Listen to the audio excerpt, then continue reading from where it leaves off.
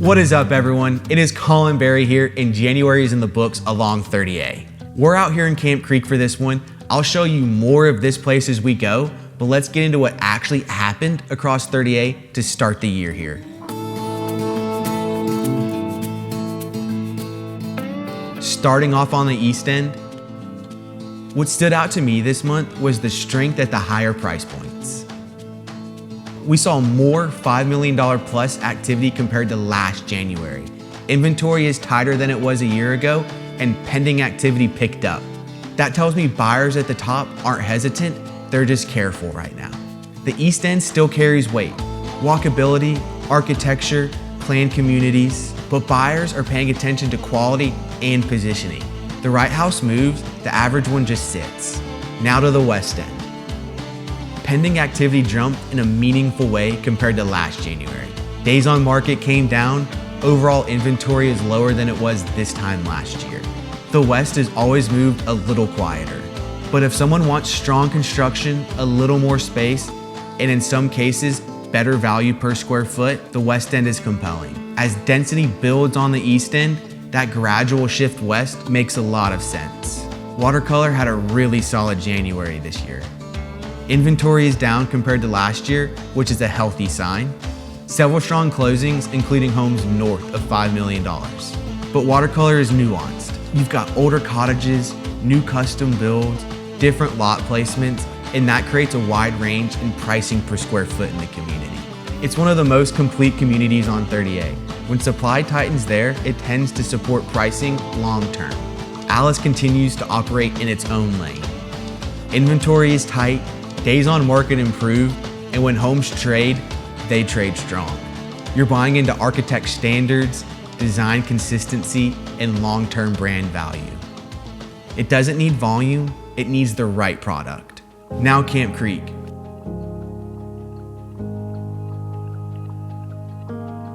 There are only 263 homes in the neighborhood. And when you walk through homes throughout here, you really start to understand the pricing. 30-foot ceilings, Pecky cypress, custom millwork, theater rooms, saunas, wine storage, and anything else you can imagine inside of a custom home. These aren't quick builds, these are lifestyle builds. And then there's the club. World-renowned golf, amazing tennis and pickleball courts, a state-of-the-art 10,000 square foot plus fitness center, and an amazing beach club with direct private deeded beach access. You can live here full-time and feel removed from the 30A congestion, but still be minutes from Alys, Rosemary, and everything 30A has to offer you. That balance is part of the draw. Inventory is higher than it was last January, so buyers have more options, but the well-built homes are still ones getting attention in the neighborhood. Gulfront continues to operate differently than everything else. On the East End, you're paying for more than your beachfront, you're paying for planned communities and long-term positioning. On the West End, the pricing gap is real. Lower density and stretches, more privacy, a different buyer profile. We didn't see West End Gulfront closings last month, but there was pending activity, which is always healthy. And East End continues to transact at strong numbers. Gulfront is extremely case by case. Elevation, lot width, construction year, rental exposure, planned community, all of that really matters. Two homes near each other can trade way differently. If someone's thinking long-term hold on Gulfront, I'd be studying the West End pricing closely.